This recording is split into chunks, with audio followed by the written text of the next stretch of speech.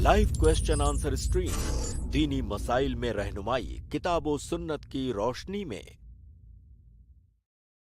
अस्सलामु अलैकुम वरहमतुल्लाहि वबरकातुह। मैं आप तमाम भाइयों और बहनों का इस्तकबाल करता हूं हमारी लाइव क्वेश्चन एंड आंसर्स की स्ट्रीम में। अल्हम्दुलिल्लाह हमारी ये स्ट्रीम बहुस्न खूबी चल रही है और अल्हम्दुलिल्लाह बहुत सारे ढेरों सवालात के जवाबात अब तक के आपको मिल चुके हैं और उम्मीद करते हैं कि आप लोग इसी तरह से हमारे साथ जुड़े रहेंगे, आई+ टीवी इसी तरह से देखते रहेंगे और हमारे चैनल को इसी तरह से आप सपोर्ट करते रहेंगे। आज भी इंशाल्लाह हमारे साथ, चूँकि हमारे साथ इस प्रोग्राम में जुड़ते हैं डॉक्टर नसीम मदनी हफ़िज़हुल्लाह, लेकिन अभी शेख मोहतरम सफ़र पर है, तो आज भी हमारे साथ डॉक्टर तारिक होंगे इंशाल्लाह। शेख मोहतरम हमारे साथ जुड़ करके आप लोगों के सवालात के जवाबात किताब व सुन्नत की रोशनी में देंगे। बेहतरीन मशवरे इंशाल्लाह आप लोगों को दिए जाएँगे। मैं अपने भाइयों और बहनों से गुज़ारिश करूँगा कि हमने हर बार की तरह इस बार भी हमारी स्ट्रीम यार्ड की लिंक कमेंट में पेस्ट कर दी है और उसको पिन भी कर दिया है। इस लिंक से डायरेक्ट आप हमारे साथ ज्वाइन हो सकते हैं और शेख मोहतरम से डायरेक्ट आप सवालात कर सकते हैं। तो आइए बिला ताख़िर स्ट्रीम का आगाज़ करते हैं, शेख को ऐड करते हैं और सवालात का सिलसिला शुरू करते हैं। अस्सलाम वालेकुम रहमतुल्लाहि व बरकातुहू शेख। वालेकुम अस्सलाम वरहमतुल्लाहि वबरकातुहू। बहुत शुक्रिया शेख वक़्त देने के लिए। अल्लाह की- इजाज़त हो तो सवालात का सिलसिला शुरू करते हैं शेख। हाँ बिल्कुल। जी। तो जो भाई-बहन हमारे साथ स्ट्रीम में ऐड हैं, इंशाअल्लाह बितरतीब हम उनको ऐड करते जाएँगे, उनके सवालात लेते जाएँगे। आप लोगों से गुज़ारिश है कि आप लोग हमारे साथ जुड़ कर के वेट करें। आज के सबसे पहले गेस्ट है हम्माद, मैं आपको ऐड कर रहा हूँ, आप अपना सवाल करें। अस्सलामु अलैकुम शेख। वालेकुम अस्सलाम। वालेकुम अस्सलाम व रहमतुल्लाह। शेख हमारा सवाल ये था कि शेख हमें किसी से मालूम पड़ा, मतलब एक करीबी इंसान से, कि हमारे जो मतलब परदादा थे, इन्होंने किसी की 4 एकड़ ज़मीन हड़पा ली थी। जी। और शेख इनके पास में तकरीबन पूरी 90 एकड़ ज़मीन थी और जिसमें से इन्होंने अपने अ 3 बेटों को और 1 बेटी को तक़सीम कर दिया था, मतलब अपने उसमें। तो शेख वो समझ में नहीं आ रहा है आज कि वो जो 4 एकड़ हड़पाई हुई ज़मीन थी, वो किस बेटे के हिस्से में आई। अब उसका कुछ सबूत ही नहीं मिल रहा कोशिश करने के बाद भी। अल्हम्दुलिल्लाह वस्सलातु वस्सलामु अला रसूलिल्लाह व अला आलिहि व सहबिहि अम्मा बाद। आपने जो सवाल किया है कि आपके दादा ने किसी दूसरे की ज़मीन जो 4 एकड़ थी, वो हड़प ली थी और अभी वो ज़मीन तक़सीम हो चुकी है और सारी ज़मीनों के साथ मिलकर किसके हिस्से में आई है, ये मालूम नहीं। सबसे पहली चीज़ जो आपको मालूम करनी है वो ये कि ज़मीन किसकी थी और किससे हड़पी गई थी, ये ज़मीन किससे गस्ब की गई थी। और दूसरी चीज़ ये कि क्या ये बात सही है या ऐसे ही लोगों के दरमियान फैली हुई है। अगर आप तहकीक कर लेते हैं और तहकीक के बाद आपको मालूम होता है कि वाक़ई और हकीकत में आपके दादा ने किसी दूसरे की ज़मीन हड़प ली थी और अपनी ज़मीनों में शामिल कर लिया था, तो अगर मालूम है कि किसकी ज़मीन हड़पी गई थी, तो इस सूरत में आपको अपनी ज़मीन के एक हिस्से को जो 4 एकड़ पे मुश्तमिल हो, उनको वापस करना होगा, यानी उनके जो पोते वगैरह हैं, उनको वापस करना होगा। अब ये किसी भी हिस्से से आप पे अगर आपको मालूम नहीं है किस हिस्से से है, तो ज़मीन के किसी भी हिस्से से आप 4 एकड़ दे दें ताकि आपके जो दादा हैं वो बरी ज़िम्मा हो जाएँ। कुरान करीम के अंदर भी इसी बात का हुक्म दिया गया है कि फ़मन ख़ाफ़ मिन मूसिन जनफ़न औ इस्मन फ़अस्लह बैनहुम फ़ला इस्म अलैह, कि अगर कोई शख़्स से किसी वसीयत करने वाले, यानी जो शख़्स से इंतकाल कर गया है, उसकी जानिब से वसीयत के अंदर या ऐसे ही उसके वसीयत के माने में उसके तरका और उसकी प्रॉपर्टी भी है जो छोड़ कर वो जाता है, उसमें किसी ज़ुल्म से या किसी गुनाह का खौफ से हो और उसको सही कर देता है, तो सही करने वाले पे कोई गुनाह नहीं है। और जो ज़मीनें ली जाती हैं और मालूम हो कि ये ज़मीनें हड़पी हुई हैं, तो उन ज़मीनों को वापस करना औलाद पे वाजिब होता है। तो आप मालूम कीजिए कि कौन-सी ज़मीन थी जिस ज़मीन को लिया गया, या किन की ज़मीनें थी जिनकी ज़मीनों को लिया गया, اور اس طریقے سے آپ کی جو پاس جو زمینیں ہیں اس میں شامل کیا گیا. تو جن کا حق ہے ان حق کو ان لوگوں کو ان کا حق لوٹایا جائے گا. تو آپ اس میں معلوم کرنے کی کوشش کیجیے، اس کی تحقیق کیجیے، اور پھر جن کا حق ہے ان کو واپس کیا جائے. جی شیخ، ہم نے جی ہر بھائی. ممکنہ کوشش کر لی، جتنا ہم سے ہو سکتا تھا. کافی لوگوں کو پوچھا، اور جتنے بھی بتانے والے تھے، مطلب جن کو پتہ ہو سکتا تھا کہ انہوں نے یہ کیا، تو وہ بھی آج اس دنیا میں نہیں رہے. شیخ، یہ بات تقریباً 60 سال سے زیادہ پرانی ہے، اسی لیے کچھ سمجھ نہیں آ رہا ہے، اور کس کی تھی یہ بھی کنفرم نہیں ہو پا رہا ہے. تو اگر اس طرح کا کوئی معاملہ ہے اور سمجھ میں نہیں آتا ہے کہ کس کی زمین تھی یا کون حقدار اس کے تھے، تو موجودہ وقت میں جو زمین کی قیمت بنتی ہے اس زمین کی قیمت کو تمام وارثین سے ان کے حصے کے مطابق جمع کر کے اور پھر کسی مسجد یا مدرسے جو خیراتی کام ہے اس میں دے دیں. یعنی جیسے مثال کے طور پہ 4 ایکڑ زمین کی جو قیمت بنتی ہے، اس قیمت کو جو وارثین ہیں ان کے جو حصے ہیں ان کے حصوں کے مطابق ان سے رقم لی جائے، یا اس زمین کے اتنے حصوں کو بیچ کر کسی دوسری جگہ پہ جہاں پہ مسجد یا مدرسے کی ضرورت ہو وہاں پہ ان گمنام لوگوں کے نام سے وہ زمین دے دی جائے یا مسجد یا مدرسہ تعمیر کر دیا جائے. جی جزاک اللہ شیخ. جی جزاک اللہ خیر، بارک اللہ فیکم، بہت بہت شکریہ. اگلے گیسٹ ہے عابد علی، میں آپ کو ایڈ کر رہا ہوں، آپ اپنا سوال کریں. عابد. جی شیخ، السلام علیکم. وعلیکم میرا یہ السلام سوال تھا شیخ کہ کبھی کبھی ہم لوگ ٹرین وغیرہ میں رہتے ہیں، تو اب جیسے نماز کا وقت ہو گیا تو آپ کو معلوم ہے تھوڑا فتنہ کرتے ہیں لوگ آج کل ٹرین میں نماز پڑھنے سے. تو اس صورت میں کیا گھر آ کے وہ جو نماز چھوٹ گئی اس کو پڑھ سکتے ہیں یا ہم کو وہیں پڑھنا ہوگا؟ دیکھیے، اللہ تعالیٰ نے نمازوں کو وقت پہ فرض کیا ہے. اب آج کے حالات کے اعتبار سے اگر آپ کے پاس سیٹ موجود ہے اور آپ اپنی سیٹ پہ ہیں تو سیٹ پہ جس طریقے سے آپ پڑھ سکتے ہیں نماز کو ادا کریں. عمومی طور پہ یہ فتنے اس وقت پیش آتے ہیں جب ہمارے پاس سے کوئی جگہ نہیں ہوتی ہے، ورنہ آپ فلائٹ کے اندر بھی پڑھ سکتے ہیں، ٹرینوں کے اندر بھی جو آپ کی سیٹ ہے اس سیٹ پہ بیٹھ کے ادا کر سکتے ہیں. عام طور پہ ہمارے جو بھائی ہیں وہ غلطیاں کرتے ہیں، اور وہ یہ کہ راستے میں نماز پڑھنا شروع کر دیتے ہیں یا کسی ایسی جگہ پہ پڑھتے ہیں جہاں گزرنے والے کو پریشانی ہوتی ہے. تو ہمیں ایسا حکم نہیں دیا گیا ہے کہ ہم راستے میں پڑھیں. ہمیں جو حکم دیا گیا ہے وہ یہ کہ ہم جس انداز میں سفر میں سہولت کے ساتھ پڑھ سکتے ہیں اس انداز میں پڑھیں. عام طور پہ ٹرینوں کے اندر اوپر کی برتھیں خالی ہوتی ہے یا آپ کی اپنی برتھیں ہوتی ہے جس پہ آپ بیٹھ کے آسانی کے ساتھ نماز پڑھ سکتے ہیں. اور اگر تھوڑا سا مفاہمت سے کام لیا جائے، ماحول کو اچھا بنا کے لیا جائے، تو باقی جو افراد وہاں پہ موجود ہیں آپ کے کیبن میں، آپ کے حصے میں، آپ کے برتھ کے پاس، ان سے اجازت دے دی جائے کہ میں نماز پڑھنا چاہتا ہوں، تھوڑا سا آپ ادھر بیٹھ جائیں، تو آسانی کے ساتھ اجازت مل جاتی ہے. اور بہت زیادہ فتنہ و فساد نہیں ہوتا ہے، الا کہ ہم بھی سختی دکھا کر اور سختی کے ساتھ نماز پڑھنے کی کوشش کرتے ہیں، تو پھر وہ سختی کے ساتھ منع کرنے کی کوشش کرتے ہیں. اللہ کی فضل سے یعنی اگر دیکھا جائے تو عام طور پہ سفر کی حالت میں ایسے ہی نمازیں ادا کی جاتی ہیں اور کسی بھی طرح کا کوئی اعتراض کسی کی جانب سے نہیں آتا ہے. خاص طور پہ جب آپ اپنی برتھ پہ، وہاں پہ آپ کو جو پریشانی پیش آئے گی وہ پریشانی یہ ہے کہ آپ قبلہ کی طرف ہو سکتا ہے، آپ کا رخ ہو سکتا ہے نہ ہو. یہ پریشانی آپ کو پیش آ سکتی ہے. آپ بیٹھ کے اپنی برتھ پڑھیں گے تو کوئی کسی کو اعتراض بھی نہیں ہوتا، اس لیے کہ برتھ آپ کی اپنی ہے. تو اس طرح کی صورتحال ہو، یا چیئر آپ اس چیئر پہ ہیں تو چیئر پہ، یعنی اگر برتھ پہ نہیں ہے، چیئر کی حالت میں ہے، تو آپ کی اپنی چیئر ہے، آپ اسی پہ بیٹھے بیٹھے آپ نماز ادا کر لیں.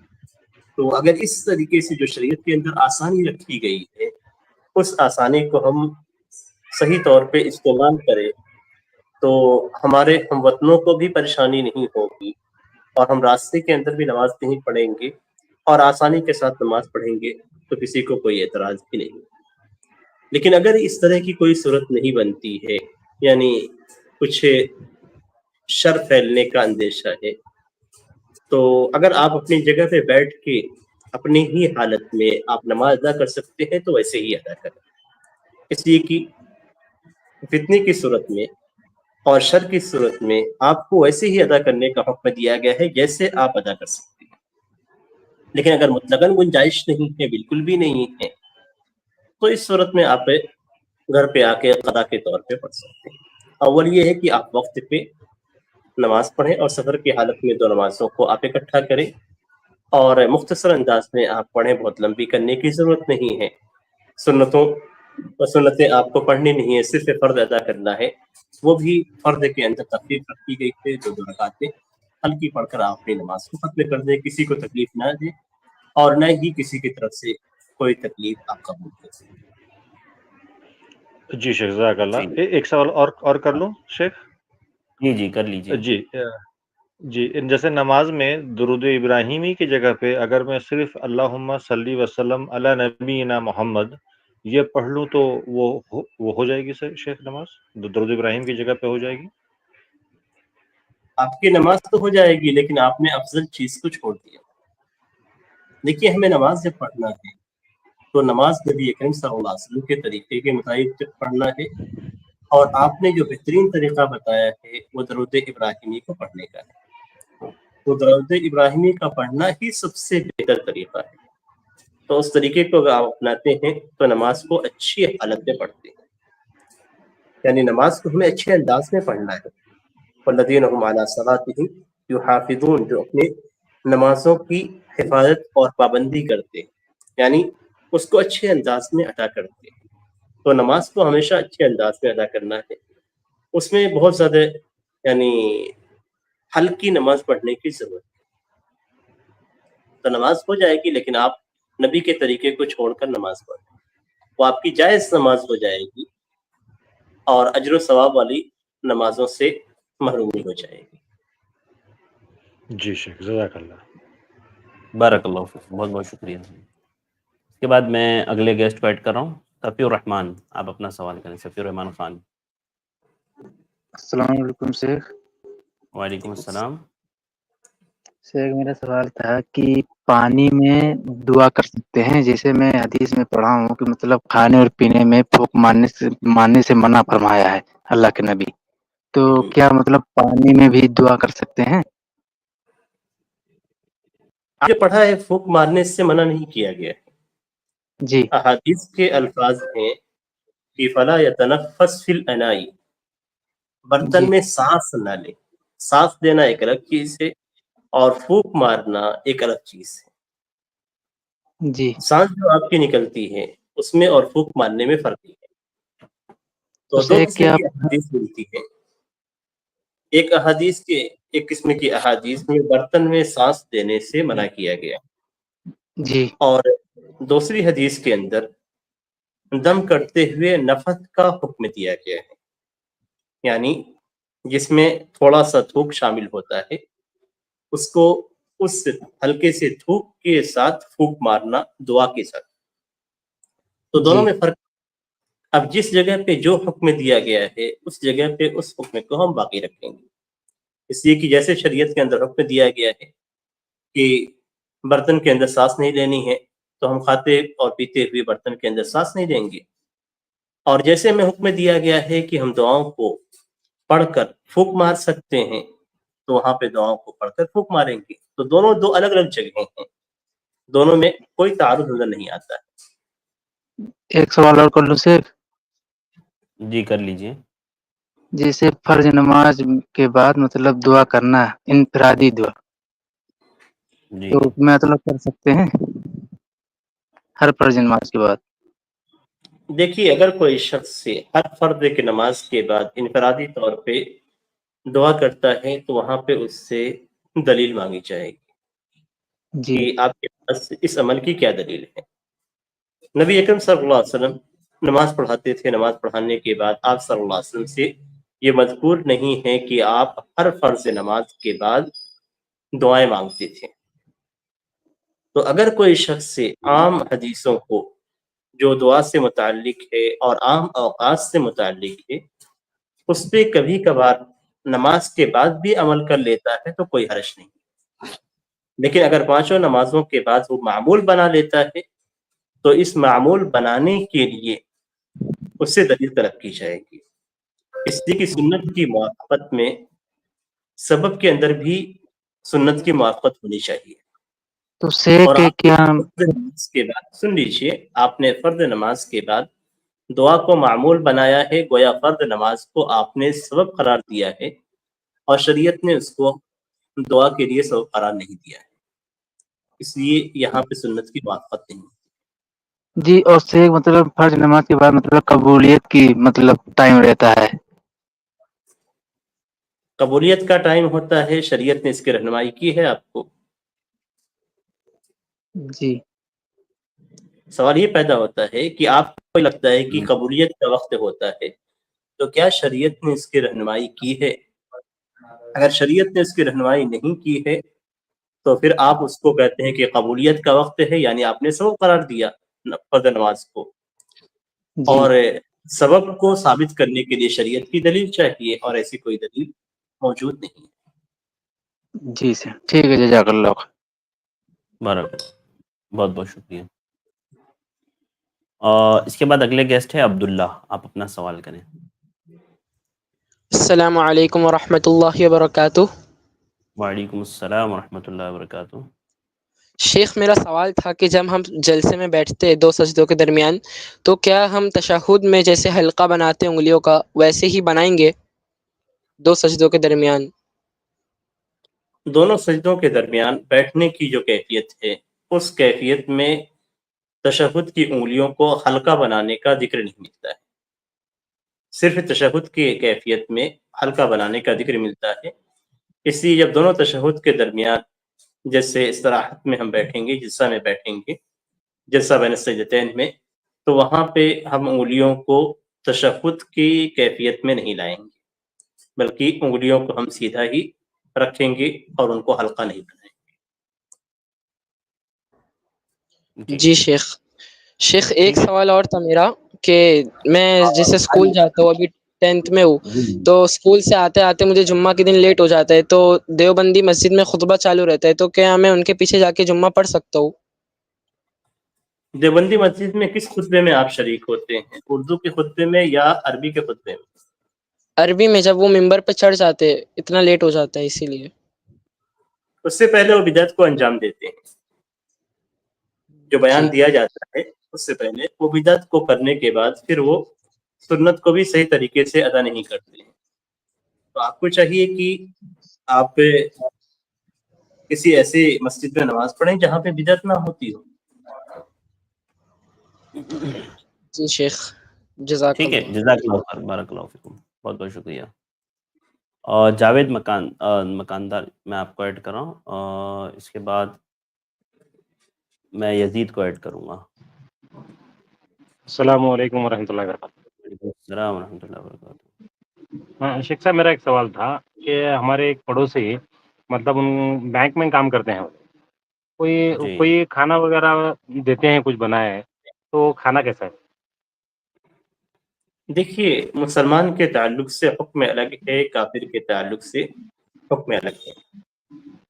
نبی اکرم صلی اللہ علیہ وسلم نے غزوہ تبوک کے موقع پہ منافقین کو اجازت دے دی تھی اور ان کو سزا نہیں دی، حالانکہ وہ غزوے میں شریک نہیں ہوئے تھے، لیکن وہ 3 افراد جو خالص مومن تھے، جب وہ غزوے سے میں شریک نہیں ہوئے اور مدینے میں رہ گئے، تو واپس لوٹنے کے بعد نبی اکرم صلی اللہ علیہ وسلم نے ان کا بائیکاٹ کیا تھا،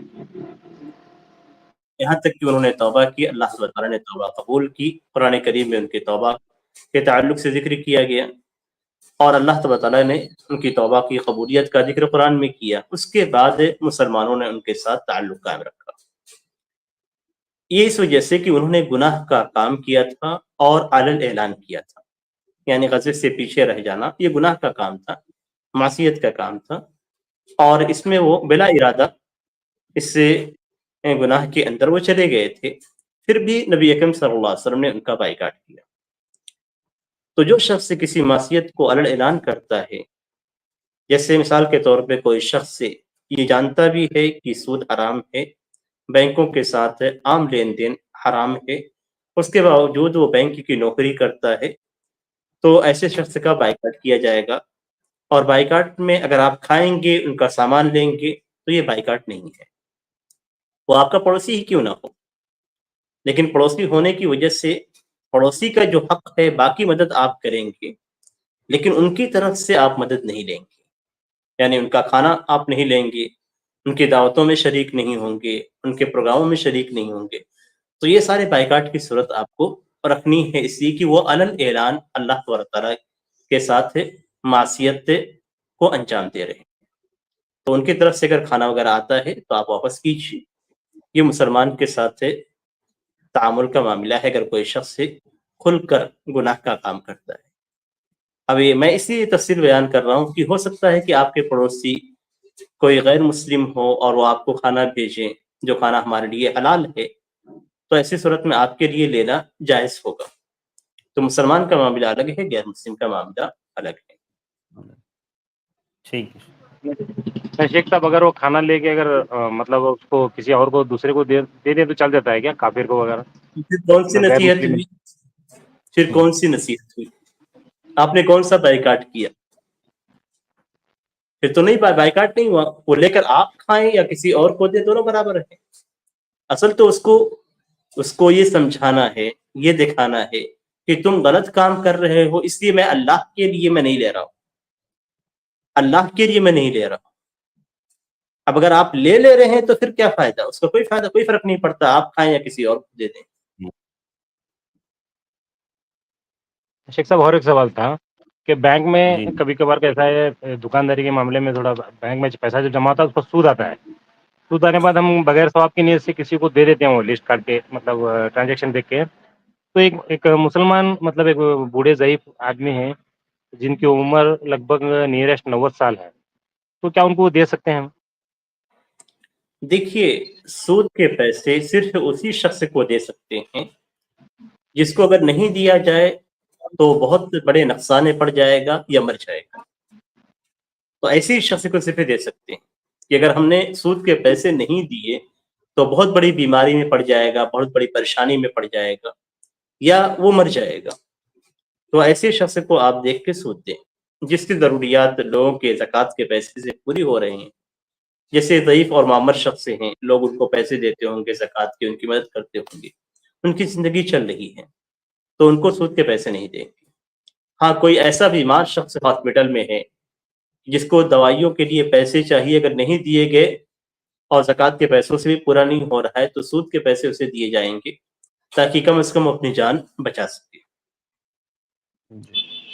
तो हालात कैसे हैं शेख साहब कि बच्चे हैं वो करीब नहीं है उनके, और ज़कात के पैसों से उनका चल रहा है, ऐसे में दे सकते हैं क्या हम? बूढ़े नहीं, हैं दोनों माँ ज़कात के बाप। पैसों से जिनका काम चल रहा है उनको नहीं दे सकते।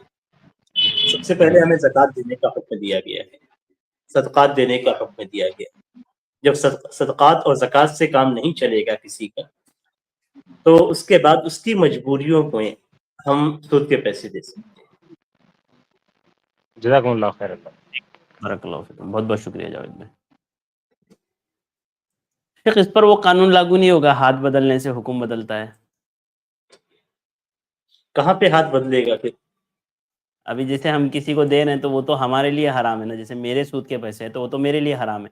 अब मैं अगर वो किसी को देता हूँ तो उसके लिए वो पैसा चेंज हो गया ना शेख, उसके लिए तो वो तो सूद नहीं अगर रहा। ऐसा मामला है तो फिर चोरी का पैसा किसी को दिया जाए तो हलाल हो जाएगा। यानी अपने ऊपर चोरी के पैसे ना खर्च करें, किसी को दे दें, यानी चोरी करके हम गरीबों की मदद करें। नहीं, ये तो मजबूरी में आ रहा है ना शेख, जैसे ये इंटरेस्ट जो मेरे पास आ रहा है वो तो मजबूरी में आ रहा है। अब चोरी तो जायज़ नहीं है ना, चोरी वाला अमल। देखिए, असल क्या है कि हराम पैसों पे, सूद के पैसों पे हमारी मिल्कियत ही नहीं है, तो हमारा हाथ ही नहीं। जब हमारा हाथ नहीं है तो फिर हाथ बदलने से हुक्म तब्दील वाला मामला नहीं आता है, ये असल मामला है। ठीक है, जज़ाकल्लाहु खैर। इसके बाद मैं अगले गेस्ट को ऐड कर रहा हूँ, यजीद, आप अपना सवाल करें। जी, अस्सलाम वालेकुम शेख। वालेकुम अस्सलाम। जी शेख, मेरा सवाल था शेख कास्ट सिस्टम के ताल्लुक से کہ جو جنرل OBC SC ST جو ہے تو مسلمان کو کیا ہونا چاہیے شیخ؟ اگر کوئی مسلمان OBC یا SC ST ہے تو اس کو اپنا جنرل کروانا چاہیے کہ رہنے دینا چاہیے؟ اس میں کوئی دقت ہے؟ دیکھیے اسلام کے اندر ذات اور کاسٹ وغیرہ کوئی معنی نہیں رکھتا ہے. اسلام کے اندر سب سے اہم جو چیز ہے وہ اسلام ہے، اور اسلام اور ایمان، اسلام اور کفر، یہ سب سے بڑی چیز ہے. اور اسی چیز کو اللہ تعالیٰ نے قرآن کریم کے اندر بیان کیا ہے کہ انما المؤمنون اخوہ، کہ مومن آپس میں بھائی ہیں، چاہے ان کی ذات قبیلے کچھ بھی ہوں، اس میں کوئی فرق نہیں ہے.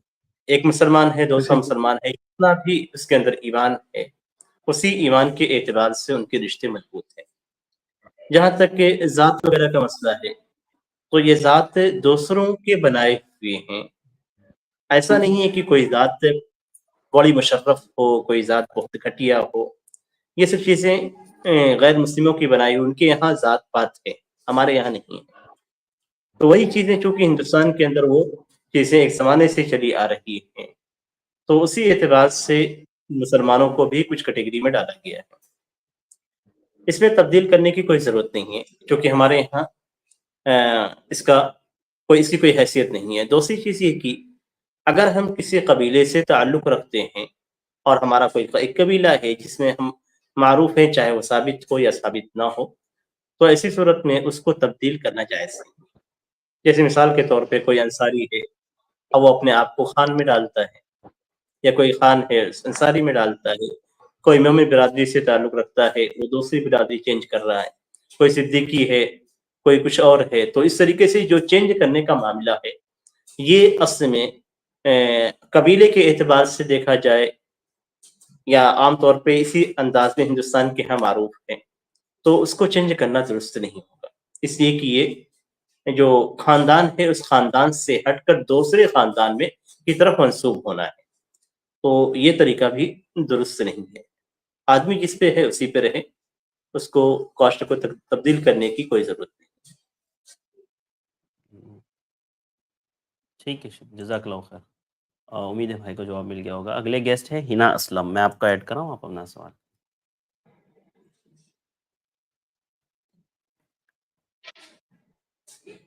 جی سسٹر ہنا اسلم. السلام علیکم ورحمۃ اللہ وبرکاتہ. وعلیکم السلام ورحمۃ اللہ وبرکاتہ. جی میرا ایک سوال یہ ہے نا کہ سورہ فتح کی جو دوسرے نمبر کی آیت ہے، اعوذ باللہ من الشیطان الرجیم بسم اللہ الرحمن الرحیم، پہلی نمبر جو ہے یہ انا فتحنا لک فتح مبینا لیغفر لک اللہ ما تقدم من ذنبک وما تأخر ویتم نعمتہ علیک ویہدیک صراطا مستقیما. تو اس کے جی جو ترجمہ میں نے کئی آتھر کے پڑھے ہیں کہ اس میں یہی مجھے ملتا ہے کہ تاکہ جو کچھ آپ کے گناہ آگے ہوئے اور جو پیچھے ہوئے سب کو اللہ تعالیٰ معاف فرمائے گا اور آپ پر اپنا احسان پورا کر دے گا اور آپ کو سیدھی راہ چلائے گا.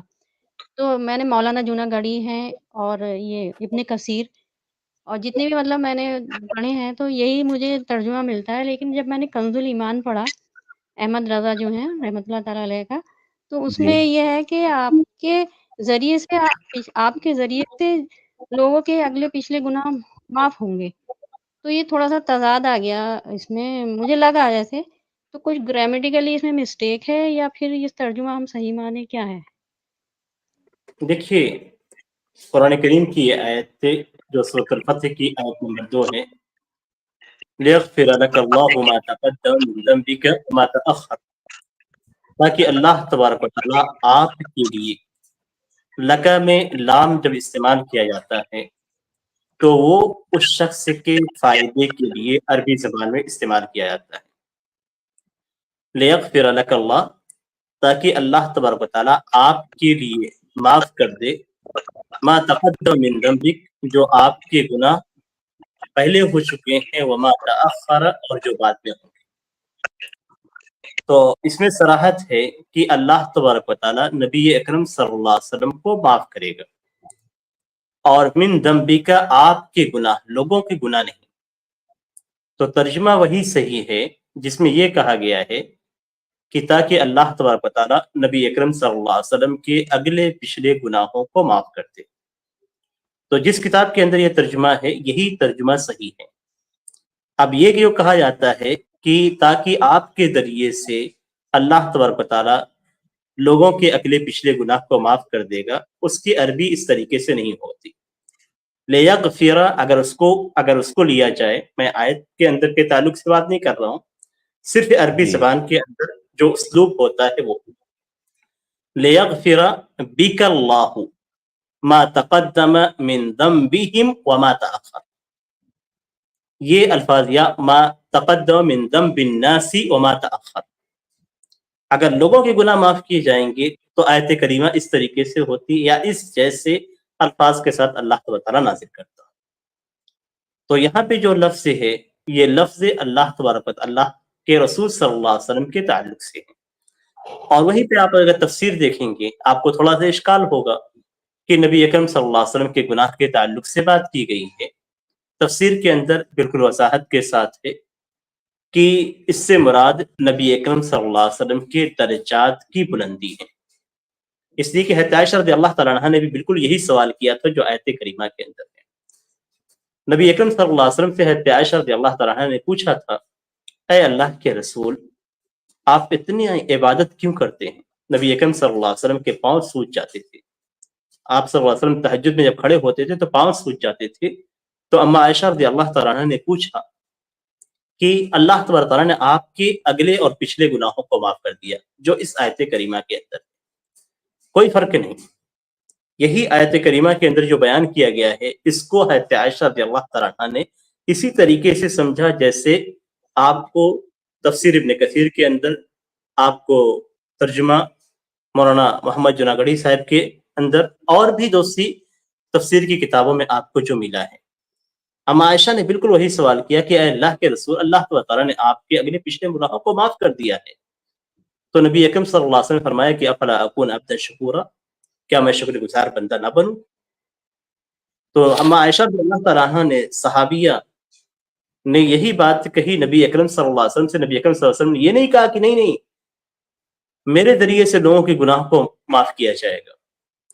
اگر غلط تھا حضرت عائشہ رضی اللہ تعالیٰ عنہ کا سمجھنا تو نبی اکرم صلی اللہ علیہ وسلم ضرور ٹوکتے، اس لیے کہ نبی اکرم صلی اللہ علیہ وسلم کو یہی کہا گیا ہے کہ وَأَنزَلْنَا إِلَيْكَ الذِّكْرَ لِتُبَيِّنَ لِلنَّاسِ مَا نُزِّلَ إِلَيْهِمْ، کہ ہم نے آپ کو اوپر قرآن کو نازل کیا ہے تاکہ جو قرآن کے اندر جو باتیں نازل کی گئی ہیں آپ سے لوگوں کو کھول کھول کر بیان کرتے. اب اگر کوئی شخص غلطی کر رہا ہے کسی آیت کو سمجھنے میں تو نبی اکرم صلی اللہ علیہ وسلم کا تو فرض ہی تھا کہ آپ صلی اللہ علیہ وسلم اس کو بتلاتے کہ نہیں تم یہاں پہ غلط سمجھ رہے ہو.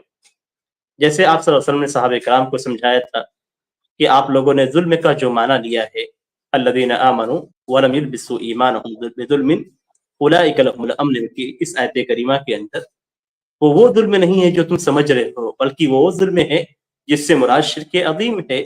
جیسا کہ حضرت لقمان علیہ السلام نے اپنے بیٹے کو کہا تھا یا بنی لا تشرک باللہ ان الشرک لظلم عظیم. تو اب جو آپ نے احمد رضا خان کے ترجمے کے اندر دیکھا ہے وہ ترجمے کے اندر تحریف ہے، اور عربی زبان کا جو اسلوب یہاں پہ آیت کریمہ کے اندر ہے اس کے بالکل خلاف ہے. عربی زبان میں اس معنی کے لیے یہ طریقہ یا یہ الفاظ استعمال نہیں کیے جاتے. جی جزاک اللہ خیر شیخ. جی سسٹر ہنا اسلام، آپ میوٹ ہے سسٹر، انمیوٹ کریں. جی ہاں جی ٹھیک ہے، اچھا جزاک اللہ خیر. اچھا ایک سوال اور ہے بارک میرا.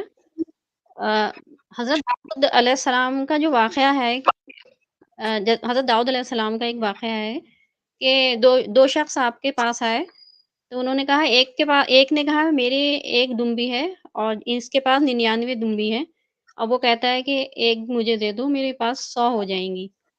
تو حضرت داؤد علیہ السلام نے اس ٹائم کچھ فیصلہ کیا، پھر اس کے بعد ان کو احساس ہوا کہ مجھ سے غلطی ہو گئی کچھ، مطلب ان کو احساس ہوا تو فوراً وہ اللہ کی بارگاہ میں مطلب اپنے گناہوں کے لیے سجدے میں گر گئے، مطلب شاید ایسے ہی ہے. تو مجھے ایک بات اس میں سمجھ نہیں آ رہی ہے کہ ان کو کس گناہ کا احساس ہوا حضرت داؤد علیہ السلام کو؟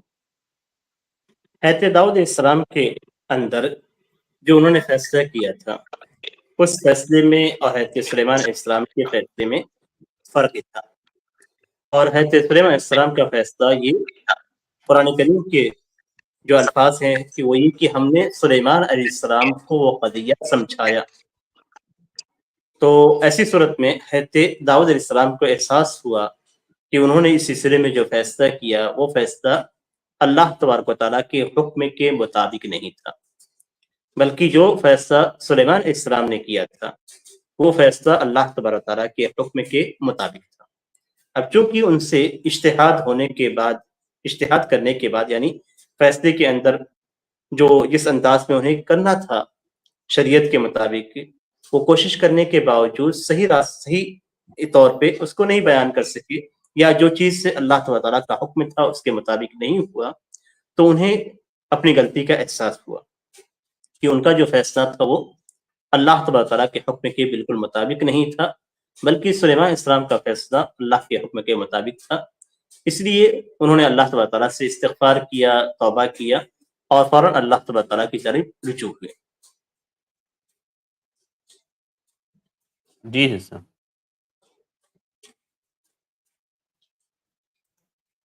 اور صاحب میوٹ ہیں، تھوڑا سا جلدی کریں.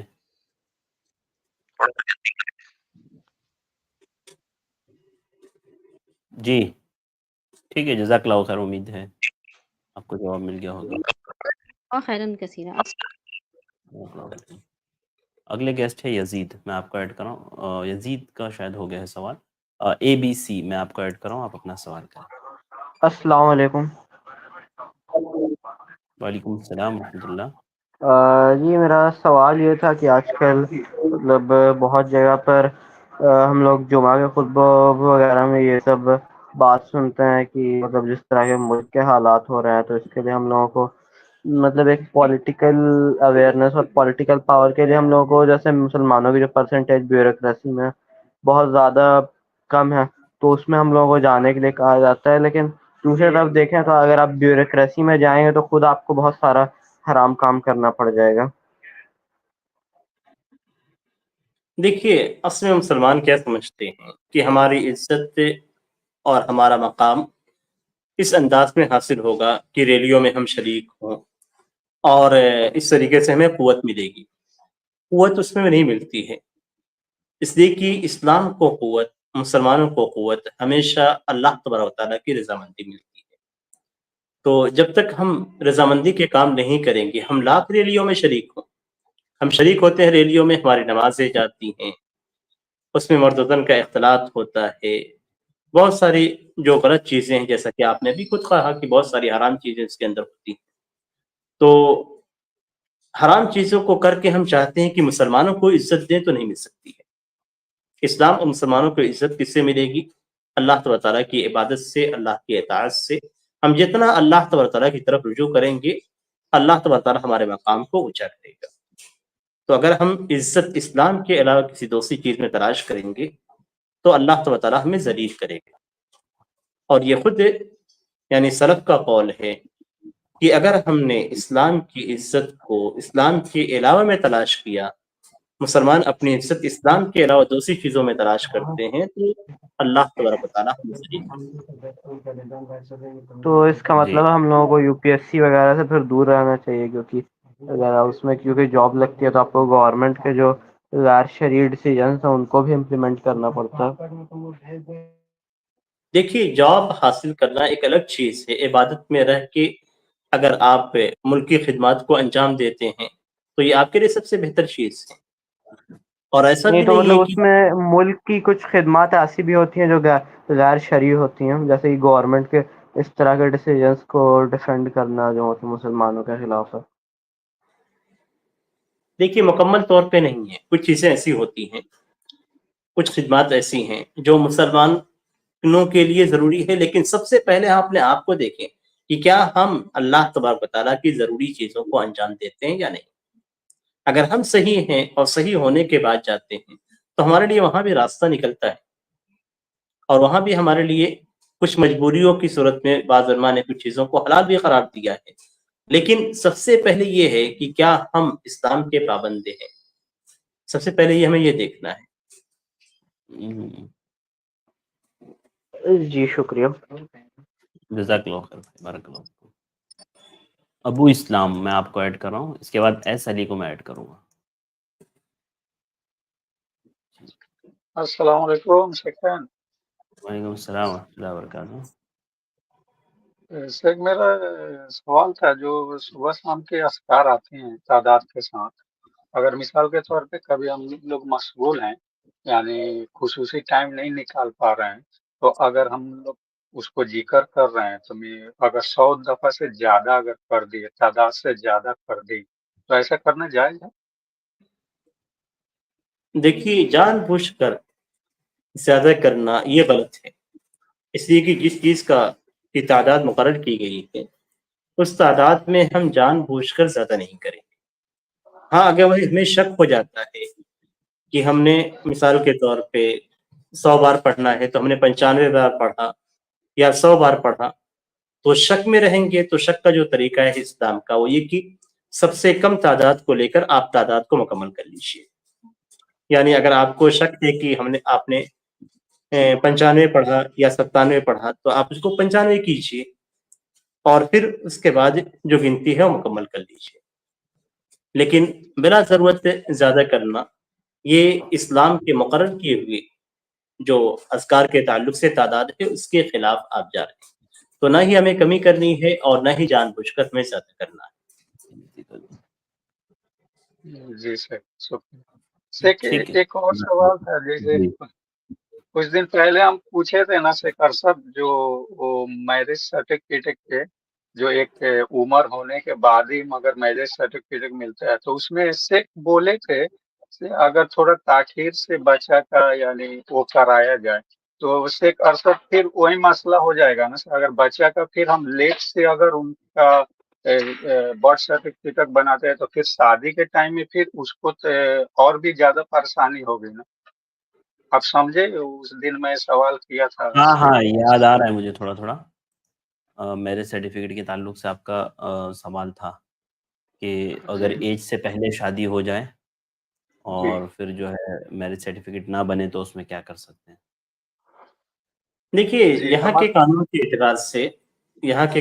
اعتبار سے آپ کے لیے شادی کی عمر متعین کی گئی، لیکن بچہ پیدا کرنے کی عمر متعین نہیں کی گئی۔ نہیں، اس سے مسئلہ نہیں، وہ مسئلہ نہیں ہے، ایک مسئلہ اس میں یہ تھا نا کہ جیسے ہم لوگ کو بچہ جب پیدا ہوتا ہے نا تو بچہ کا جیسے برتھ سرٹیفکیٹ بنانے جاتے ہیں نا ہم لوگ، تو اس میں ریکوائر ہوتا ہے سے آپ کا یعنی ماں کا اور والد کا دونوں کا مگر میرج سرٹیفکیٹ ہونا چاہیے، اور وہ میرج سرٹیفکیٹ آپ کو ایک ایج کے بعد ہی ملتا ہے، جیسے 20 برس ہونا چاہیے تبھی ملتا ہے، پھر آپ کا بچہ کا برتھ سرٹیفکیٹ بن پائے گا۔ اس سے پہلے اگر بچہ پیدا ہوا تو اس کا پھر وہ بنانے میں بہت مشکل ہو جاتا ہے، تو اس حال میں کیا کرنا چاہیے؟ نہیں، اب میرے خیال سے یہ ابھی قانون یہ نہیں آیا ہوا ہے جو آپ ذکر کر رہے ہیں۔ اگر ایسا معاملہ ہے قانونی اعتبار سے ایسی کوئی شرط نہیں ہے برتھ سرٹیفکیٹ میں کہ آپ کو میرج سرٹیفکیٹ آپ کو وہاں پہ سبمٹ کرنی ہے، لیکن اگر کہیں پہ اس طریقے کا معاملہ ہوتا ہے تو آپ قانونی طور پہ وکیل سے رابطہ کیجیے۔ نہیں، آپ وکیل سے رابطہ کیجیے، کسی وکیل سے، کسی ایڈوکیٹ سے رابطہ کیجیے، وہ آپ کو حل بتائیں گے انشاءاللہ۔ جزاک اللہ خیرن سے۔ بہت بہت شکریہ۔ ایس علی۔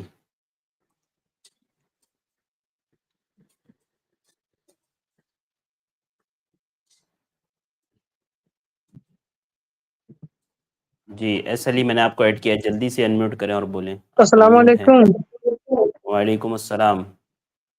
یہ میرا سوال تھا کہ نماز میں ہاتھ چھوڑنا کیسا ہے، یعنی کہ ہاتھ چھوڑ کر کے نماز پڑھنا، جیسے کہ مصنف ابن صحیفہ میں بھی عبداللہ ابن جبیر سے آیا کہ وہ صحابہ اور تابعین جو ہاتھ باندھ کر کے نماز پڑھتے تھے، اور پھر ایک چیپٹر آیا کہ وہ صحابہ اور تابعین جو ہاتھ چھوڑ کر کے نماز پڑھتے تھے، تو اس کا ڈیٹیل کیا ہے؟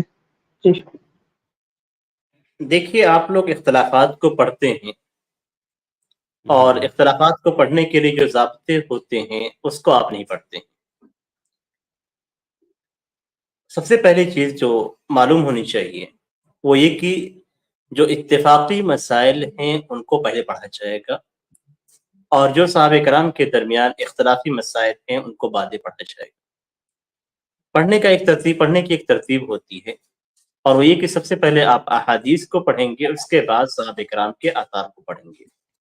اور یہ دونوں چیزیں آپ کو جب پڑھنی ہیں تو کسی عالم کی رہنمائی میں آپ پڑھیں گے. پریشانی کب ہوتی ہے؟ جب بلا قید کے، بلا ضابطے کے ہم مطالعہ شروع کر دیتے ہیں اور پھر پریشانیاں پیش آتی ہیں. اب آپ نے صحابہ کرام کے آثار کو پڑھ لیا، نبی اکرم صلی اللہ علیہ وسلم کا عمل کیا تھا یہ آپ نے پڑھا ہوگا اور آپ جانتے بھی ہوں گے، اور اللہ تبارک تعالیٰ نے کس کی اطاعت کا حکم دیا ہے یہ بھی آپ جانتے ہیں. تو سب سے پہلی چیز یہ ہے کہ ہمیں نبی اکرم صلی اللہ علیہ وسلم کی اتباع کرنی ہے. ہمیں صحابہ کرام کی اتباع کا اختلافی مسائل میں حکم نہیں دیا گیا ہے. قرآن کریم کی آیت بالکل صاف ہے صحابہ کرام کے تعلق سے بھی اور بعد کے علماء کے تعلق سے بھی. یا ایھا الذین آمنوا اطیعوا اللہ واطیعوا الرسول واولی الامر منکم، کہ آپ اے ایمان والو اللہ کی اطاعت کرو، اللہ کے رسول کی اطاعت کرو، اور حکمرانوں علماء کی. یہاں تک اطاعت کب ہے؟ جب اختلاف پہ بالکل نہیں ہے. فَإِن تَنَازَعْتُمْ فِي شَيْءٍ فَرُدُّوهُ إِلَى اللَّهِ وَالرَّسُولِ، اختلاف ہوا تو اس کو اللہ اس کے رسول کی طرف لوٹا دیجیے. آپ نے بھی کہا صحابہ کرام کے درمیان ہاتھ باندھنے اور لٹکانے میں اختلاف تھا، ہم اس کی سندوں پہ بحث نہیں کر رہے ہیں. ہمارا جو معاملہ ہے وہ یہ کہ اللہ تبارک و تعالیٰ نے ہمیں ایک اصول دے دیا ہے کہ اختلاف ہو تو قرآن اور سنت کی طرف لوٹانا ہے. اب قرآن کے اندر ہاتھ باندھنے کا ذکر نہیں ہے، لیکن نبی اکرم صلی اللہ علیہ وسلم کی سنت میں ہاتھ باندھنے کا ذکر ملتا ہے، اور وضاحت کے ساتھ ملتا ہے کہ نبی اکرم صلی اللہ علیہ وسلم اپنا داہنا ہاتھ بائیں ہاتھ پہ رکھتے تھے، اور بعض روایتوں میں ہے کہ سینے پہ رکھتے تھے. تو اس سلسلے میں کئی احادیث موجود ہیں، حل آپ کے سامنے موجود ہے. اختلافات کو آپ چھوڑ کر حل میں آئیے، جو نبی اکرم صلی اللہ علیہ وسلم کا عمل ہے اس کو آپ اپنائیے.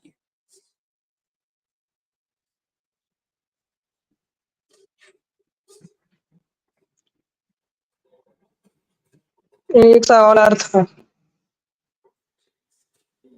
یہ ایک صحیح بخاری میں کچھ حدیث ہے کہ السجود علی الخمرہ، یعنی کہ چھوٹے مسلح پر نماز پڑھنا. تو کچھ لوگ اس سے استدلال کرتے کہ مطلب یہ کچھ پتھر کا یہ ٹکی رکھ کر کے جو سجدہ کرتے، تو کہاں تک صحیح ہے؟ استدلال ہی بہت الٹا ہے. وہاں پہ دلیل کیا دی گئی ہے کہ چٹائی پہ نماز پڑھنا، چٹائی پہ نماز پڑھنے کا باب قائم کیا گیا ہے. خمرہ کا مطلب ہوتا ہے چٹائی، چٹائی پہ نماز پڑھنے کا حکم دیا گیا ہے، اور آپ اس سے دلیل پکڑ رہے ہیں کہ ایک مٹی کا ٹکڑا لے کر اس پہ سجدہ کیا جائے، اس پہ نماز پڑھی جائے. یہ تو بالکل الگ بات کہی جا رہی ہے. نبی اکرم صلی اللہ علیہ وسلم سے زمین پہ بھی سجدہ کرنا ثابت ہے، اور نبی اکرم صلی اللہ علیہ وسلم سے چٹائی پہ بھی سجدہ کرنا ثابت ہے، اور نبی اکرم صلی اللہ علیہ وسلم سے بستر جو بچھایا جاتا ہے اس بستر پہ بھی سجدہ کرنا، نماز پڑھنا ثابت ہے.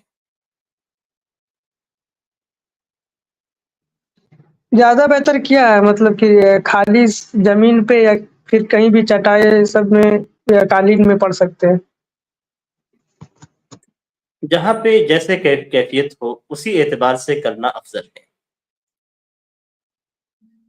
جس جگہ جیسی کیفیت ہو، جہاں پہ چٹائیاں بچھی ہوئی ہیں، جہاں پہ قالین بچھی ہوئی ہے وہاں سے قالین ہٹائی نہیں جائے گی، اور جہاں پہ قالین وغیرہ نہیں ہے، کھلا میدان ہے، وہاں پہ ویسے ہی پڑھنا افضل ہے. نبی اکرم صلی اللہ علیہ وسلم حضرت انس رضی اللہ تعالیٰ عنہ کے گھر پہ گئے تو وہاں پہ ایک چٹائی، ایک بستر جو پرانا پڑا ہوا تھا اس کو بچھا کے اس پہ پانی مارا گیا، پانی کے چھینٹے مارے گئے. تو اس سے معلوم ہوتا ہے کہ نبی اکرم صلی اللہ علیہ وسلم نے گھر کے اندر باقاعدہ بچھا کے اور آپ کے لیے بچھایا گیا، آپ نے اس پہ کوئی نقید نہیں کی، آپ نے پڑھا. تو سارے عمل ثابت ہیں، ساری سنتوں پہ हालात के मुताबिक अमल किया जाए, यही सबसे बेहतर चीज़ है कि जहाँ पे जैसी कैफियत हो उसी कैफियत के एतबार से आप नमाज पढ़ें। यानी किसी मस्जिद में आप गए, वहाँ पे चटाइयाँ नहीं बिछी हुई हैं, ज़मीन पे लोग नमाज पढ़ रहे हैं, फर्श पे ही पढ़ा जा रहा है, तो आप अलग से मुसल्ला लेकर बिछा के अगर आप नमाज पढ़ते हैं तो ये आपके लिए दुरुस्त नहीं है। जहाँ पे चटाइयाँ बिछी हुई हैं, वहाँ पे चटाइयों को आप हटा के आप ज़मीन पे पढ़ रहे हैं, तो ये आपका अमल दुरुस्त नहीं है। जी, जज़ाकल्लाह खैर।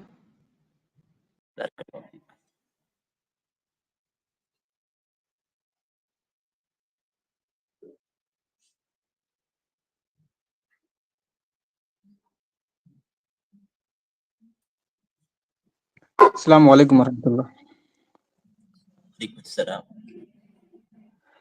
जी मेरे कुछ छोटे-छोटे सवाल है 2-3। मेरा सबसे पहला ये सवाल है कि जैसे कि मेरी जो सिस्टर है वो सिलाई का काम करती हैं, लेकिन उनमें से जैसे कि वो सीखना चाहती हैं उसको अच्छे से।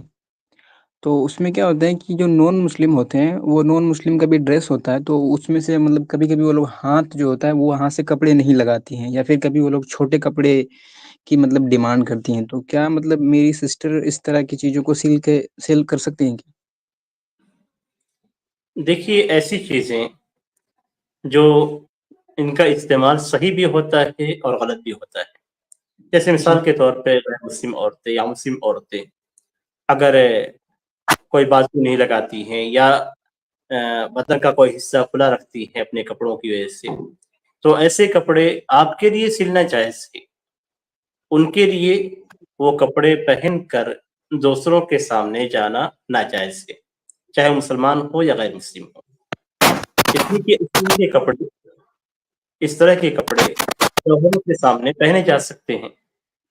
तो जो कपड़े घर के अंदर शौहरों के सामने पहने जा सकते हैं, अगर वो वैसा सिलाने का डिमांड करते हैं आपसे, तो आप उसे सी सकते हैं। लेकिन अगर मालूम है कि ये पार्टी के लिए है और लोगों के सामने इस तरह के कपड़े पहने जाएँगे, ये घर में पहनने के कपड़े नहीं हैं, तो वहाँ पे आपको नहीं सिलना है, इसलिए कि आप गलत चीज़ में उनका ताउन कर रहे हैं और गलत चीज़ में शेख ताउन आपके लिए जायज़ नहीं। शेख इसमें क्या होता है ना हमें पता नहीं चलता, उन लोगों का जो डिमांड होता है उनको बस फ़ॉलो करना होता है। जैसे कि वो लोग बोलेंगे कि हमें इस तरह से हालाँकि हम हमारे गाँव तरफ तो उतने छोटे कपड़े वो लोग यूज़ नहीं करते हैं, लेकिन ज़्यादातर वही मतलब जो हाथ का खुला छोड़ देते हैं या फिर बैक साइड में जो भी वो कपड़े कम लगाते हैं, यही होती है। और जो नॉन मुस्लिम लेडीज़ होती हैं, वो तो ज़्यादातर यहाँ-वहाँ घूमती हैं, बट पार्टी वगैरह में तो इस गाँव इलाका में तो इस तरह का होता नहीं है। तो ये मतलब जायज़ हो सकता है क्या? क्योंकि ऐसा अगर ना किया जाए तो एक तरह से वो लोग बोलते हैं कि आप लोग काम सीखे हैं, काम सीख कर के क्या फ़ायदा? इतना कुछ आपने मेहनत की है, तो वो इस तरह का क्वेश्चन करने का स्टार्टिंग कर देते हैं। ताज्जुब है मुझे आप लोगों पे, एक मुसलमान इस तरह का सवाल करता है कि गैर मुस्लिमों के इस तरह के सवाल से घबरा कर उसके काम को अंजाम देने की कोशिश करता है। कभी ये सोचता भी है कि मैं ये काम करूँगा तो मेरे लिए आखिरत में अज़ाब भी है। कभी ये भी सोचता है कि मैं ये काम करूँगा तो अल्लाह तआला मेरे ताल्लुक से क्या कहेगा? फरिश्तों को क्या हुक्म देगा? तो हमें लोगों की बातों को नहीं देखना है, हमें असल देखना है कि शरीयत में जायज़ है, जायज़ नहीं। जी, तो जी। अगर ऐसे कपड़े हैं जिनको पहनकर दूसरे लोगों के सामने जाते हैं और खुला रहता है, तो ऐसे कपड़े बनाना हमारे लिए जायज़ नहीं है। वो लाख कहें, आप साफ कहिए कि हमारे इस्लाम में ये चीज़ जायज़ नहीं है, इस्लाम जायज़ करार नहीं देता, हमारा धर्म नहीं कहता है।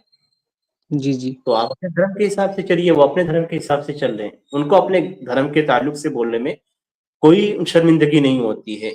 हमें क्यों शर्मिंदगी होती है अपने धर्म के ताल्लुक से बोलने में? जी, जी, जी।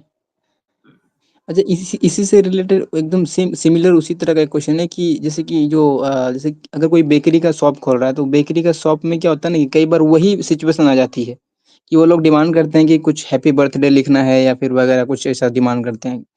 तो वो बेकरी मतलब चलाना चाहिए या फिर मतलब नहीं चलाना चाहिए? हालाँकि वो बहुत कम पार्ट होते हैं, ज़्यादातर बेकरी में जो बेकिंग चीज़ होती है, जैसे ब्रेड वगैरह होता है, यही सब सेल होता है। लेकिन कुछ पार्ट होते हैं जो मतलब डिमांड करते हैं कि केक्स वगैरह भी होना चाहिए और केक में नाम भी लिखाते हैं। वैसे तो टॉय वगैरह तो देखिए, यूज़ नहीं यहाँ करना पे चाहिए। हलाल और हराम दोनों चीज़ें हैं। वहाँ पे जी, आपको हराम छोड़ना है, हलाल को करना है। बेकरी में जी, अगर कि जी। मिसाल के तौर पे बर्थडे केक तो बनवाया जाता है या किसी त्योहार की मुनासिबत से केक या मिठाइयाँ बनवाई जाती हैं या कुछ जी, तैयार किया जाता है, تو وہ چیز آپ کے لیے حلال نہیں. تو جو حلال نہیں ہے اس کو آپ چھوڑ دیجیے, جو حلال جی ہے اس کو آپ پوچھیے. باقی چیزوں کے لیے آپ معذرت کر دیجیے کہ نہیں ہم نہیں بنا سکتے ہیں. جی جی ایک اور چھوٹا سا سوال ہے کہ ایک دائی ہیں جو بہت فیمس ہیں دائی, اور وہ چھوٹا سا ہے, بس میں یہ ختم کر کے ترنت ہو جائے گا. آئی تھنک آپ کی آواز بھی نہیں آ رہی مجھے, آپ کچھ بول رہے ہیں.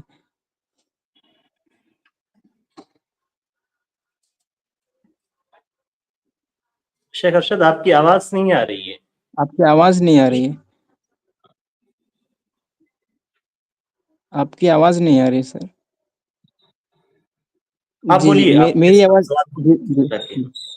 میرا سوال یہ تھا کہ ہم ایک دائی ہیں جو بہت فیمس ہیں, وہ ڈاکٹر بھی ہیں, اور وہ جی مطلب ان کا جو ایک یہ پیج ہے, ویب سائٹ ہے, تو وہاں پہ جا کر کے انہوں نے بہت سارے ویڈیوز بنائے ہیں. تو کیا ہم ان ویڈیو کو اس ویڈیو سے ہم سیکھ کر کے لوگوں کو کیا تبلیغ کر سکتے ہیں؟ ڈاکٹر بھی ہیں جو ورلڈ فیمس ہے, مطلب میں نام نہیں لینا چاہتا, بس میں بول رہا ہوں. دیکھیے, وہ شخص سے جو عالم ہے, کتاب و سنت کا صحیح علم رکھتا ہے, جس جی نے معروف علماء سے علم حاصل کیا ہے. عالم اسے ہی جی کہتے ہیں جو علماء سے علم حاصل کرتا ہے.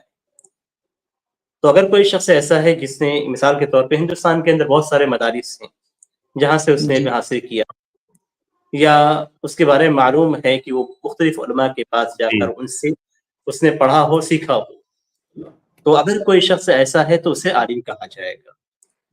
اور اسی کے بارے میں اللہ تبارک تعالیٰ کا فرمان ہے, قل انما قل هذه سبیلی ادعو الی اللہ علی بصیرہ, کہ جی اے نبی اکرم صلی اللہ علیہ وسلم آپ کہہ دیجئے کہ یہ میرا راستہ ہے, میں بصیرت, حکمت, علم کے مطابق لوگوں کو دعوت دیتا ہوں. یعنی میری جو انشاءاللہ. دعوت ہے وہ علم پر مبنی ہے, جی علم ہونے کے بعد دیتا ہوں. انا ومن اتبعنی, میں بھی اور جو لوگ میری اتباع کرتے ہیں. تو دعوت کے لیے علم کا ہونا ضروری ہے. جی اور تبلیغ کے لیے, ایک تبلیغ ہے ایک دعوت ہے, دو الگ الگ چیز ہیں. تبلیغ کا مطلب ہوتا ہے ایک آیت آپ نے کسی سے پڑھی, اس آیت کو آپ دوسروں کو سکھا دیں کہ یہ آیت اس طریقے سے پڑھنا ہے, یہ تبلیغ ہے. تو تبلیغ یعنی شریعت کا آپ کو کچھ بھی علم ہوا, نماز کیسے پڑھنا ہے, روزہ کیسے رکھنا ہے, یہ باتیں آپ کسی کو بھی سکھا سکتے ہیں. لیکن دعوت کی فیلڈ میں جانے کے لیے آپ کو علماء سے سیکھنا ہوگا. اور یہ بہت غلط طریقہ ہے کہ عوام جو ہوتی ہے, عوام کا اعتبار نہیں کیا جاتا ہے. شریعت میں عوام کا اعتبار نہیں ہے, علماء کا اعتبار ہے. اور علماء جس کو عالم قرار دیتے ہیں وہی عالم ہے. تو جی تو اگر کوئی میں شخص صرف ایسا ہے جو ڈاکٹر ہے پیشے کے اعتبار سے, اور وہ کچھ دعوت وغیرہ کا کام کرتا ہے, تو ایسی صورت میں اس کی آڈیوز کو سن کر دعوت کے کام کو انجام نہیں دیا جائے گا. اگر شیخ صحیح آپ بھی ہو تب بھی نہیں دیں گے. آپ سن لیجیے, صحیح بھی ہو جی تب بھی نہیں دیں گے. جی نبی جی اکرم صلی اللہ علیہ وسلم کی حدیث ہے کہ قاضی 3 قسم کے ہوتے ہیں. قاضی یعنی مفتی سے اوپر کا درجہ جس کا ہوتا ہے, جو عدالت میں جج کے طور پہ رہتا ہے. تو 3 قسم کے ہوتے ہیں, اس میں سے 2 جہنم میں جائیں گے اور 1 جنت میں جائے گا. 2 جہنم میں جو جانے والے ہیں, ایک وہ شخص ہے جس کو حق معلوم ہے, علم لیا, حق کو پہچانا, لیکن اس نے غلط فیصلہ کیا, تو یہ جہنم میں جائے گا. دوسرا شخص وہ ہے جس نے علم نہیں سیکھا, علم سیکھا ہی نہیں, اور وہ جا کر کرسی پہ بیٹھ کے فیصلہ کرنے لگا. اس کا فیصلہ اگر صحیح بھی ہے تبھی وہ جہنم میں جائے گا. اوہ صرف وہ اللہ شخص جنت میں جائے گا جو جس نے حق کو سیکھا, علم سیکھا, علم سیکھنے کے بعد حق کو پہچانا اور حق کے مطابق اس نے فیصلہ کیا. تو آپ اسی سمجھ لیجئے کہ قاضی کے مقام کو اور عالم کا مقام ایسے ہی برابر ہی ہے. تو اگر کوئی شخص سے بلا علم اگر صحیح دعوت بھی دیتا ہے تو اس کی دعوت غلط ہے. علم سیکھنے کے جی بعد جزاک دعوت اللہ. دینی, صحیح صحابہ کرام کا ایک منہج یہی ہے. جی ایک ٹھیک چھوٹا ہے, سا لائن جزاک اللہ. پلیز. نہیں نہیں حسین بھائی, اوکے کافی ہے, جزاک اللہ خیر. وقت اصل میں ہمارا بہت زیادہ انشاءاللہ ہو میں گیا. کل انشاءاللہ میں کل بات کروں گا انشاءاللہ. ٹھیک ہے. ٹھیک ہے انشاءاللہ, جزاک اللہ خیر. بہت بہت شکریہ شیخ. اصل میں وقت تھوڑا سا ہم نے زیادہ لے لیا, اس کے لیے معذرت. بہت بہت شکریہ انشاءاللہ ہمارے ساتھ جوائن ہونے کے لیے. یہیں پر ہم آج کی اسٹریم کو ختم کرتے ہیں. جزاک اللہ خیر شیخ، بارک اللہ فیک. ٹھیک. اس کے بعد میں اپنے تمام بھائیوں اور بہنوں کا شکر گزار ہوں. بھائیوں سے معذرت خواہ ہوں کہ کچھ لوگ رہ گئے ہیں جن کے سوالات نہیں ہو پائے. بہت معذرت آپ لوگوں سے. آپ لوگ کل آئیے انشاءاللہ، میں کل ضرور ایڈ کروں گا. زید بھائی، دانش بھائی، ساحل بھائی، آپ تمام سے گزارش ہے کہ کل ضرور تشریف لائیں. اور بھی بہت سارے بھائی ہمارے جڑے ہوئے ہیں، سسٹر عائشہ ہے اور اسی طرح سے جو ہے ابو سیف، حیدر ہے. آپ تمام سے گزارش ہے کل ضرور تشریف لائیں. انشاءاللہ کل آپ لوگوں کے سوالات لے لیے جائیں گے. آج کے لیے بس اتنا ہی. مجھے دیجیے اجازت، انشاءاللہ کل کے اسٹریم میں آپ لوگوں سے ملاقات ہوگی. السلام علیکم ورحمۃ اللہ